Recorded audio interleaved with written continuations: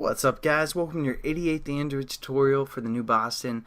What we're going to do in this tutorial is kind of format our milliseconds into minutes, seconds, and milliseconds for a stopwatch application. Now, this is kind of a rudimentary concept for Java programmers, and you wouldn't expect to learn this at the 88th tutorial, but I know some of you guys probably don't know how, especially if you've just been following this series as a beginner programmer. So we're just going to quickly format, or I'm going to show you guys how to format this long into, again, minutes, seconds, and milliseconds. So first, what we're going to do is we're going to set up some int variables within our within our stop button. So we're going to say int milliseconds, or mils, like that, and we're going to again set this equal to our result. Nothing new there. Again, we have our stop and our start time. And it's giving us an error right now because it's like, hey, we're trying to set up an integer and you're trying to set it equal to a long. So what we're going to do is just cast in an int right here. So it's going to be like, yeah, we're working with a long, but hey, don't tell anybody and we'll make this deal work. Just say it's an int and no one's going to get in trouble. So basically what you've been seeing in the past is we've used this a few times. Basically it's just casting it so we can make it work. And then we're also going to set up an int for seconds. And what we're going to do here is we're going to say our milliseconds, or our result, even though it's pretty much the same thing. Again, we have to cast it as an int, sorry. And then we're going to say our result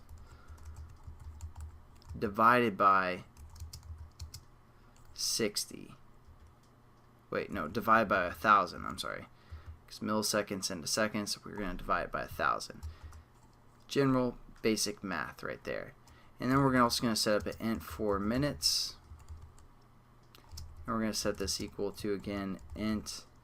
And then we're going to say our seconds. Actually, we don't have to use the int for this one. We're just going to say our seconds divided by 60. Makes sense, right? Oops, our second divided by 60. Let's make it seconds. There we go. Alright, so now basically we have everything set up for the most part. And now what we want to do is we want to set our show result as those three variables. So what we're going to do is basically delete what we have so far. And we're going to say string dot format. And as you can see, it takes a string as its first parameter and basically objects as its second parameter, and etc.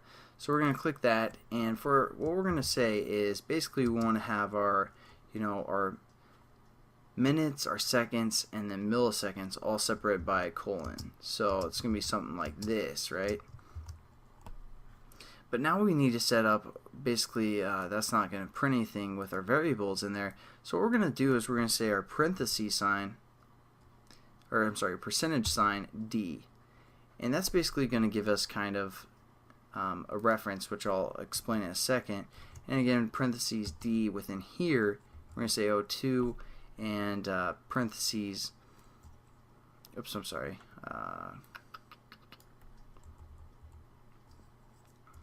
parentheses O2, D, and then again, for the third one, we're going to say parentheses O2, D. So basically what this parentheses does and this D does, it kind of just references over here. It's like, hey, this is the first D, give me an argument to work with. And it's like, hey, this is another D, give me the second argument and the third argument. So what we're going to do is we're going to set up our arguments over here. So we're going to say milliseconds, seconds, and oops, no, not like that, I'm sorry. Minutes is our first D, seconds, and milliseconds. So that's referring to these int variables right here. So again, it's going to hit this first D, it's going to look for the first argument, the second D is going to look for the second argument, and the third D is going to look for this third argument. But now we still are having a problem, and I'm going to show you that problem real quickly, hopefully, when we run our application.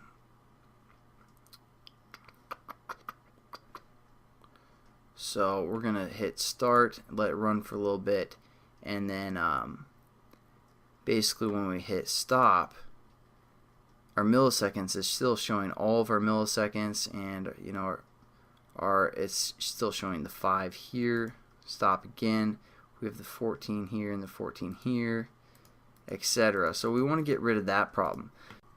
Alright, so basically what we want to do is we want to kind of just use the remainder for each of these, at least for the seconds and milliseconds. So what we're going to do is we're going to say milliseconds is equal to milliseconds, and then we're going to use our parentheses sign again and say divide by 100.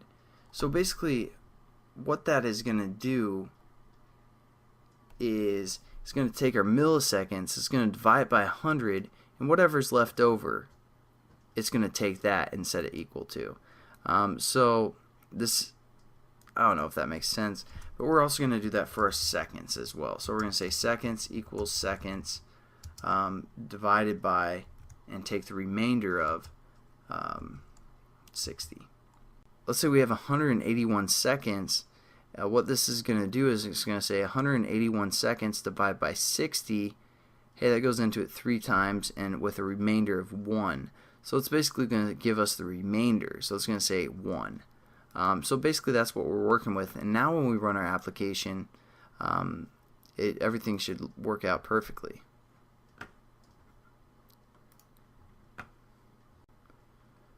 So let's just start, stop. And as you can see, it's kind of rounding everything off, and we aren't getting that overlap there that we were getting previously. So hopefully that kind of made some sense, guys. You learned about the module, or the remainder, and also these D things.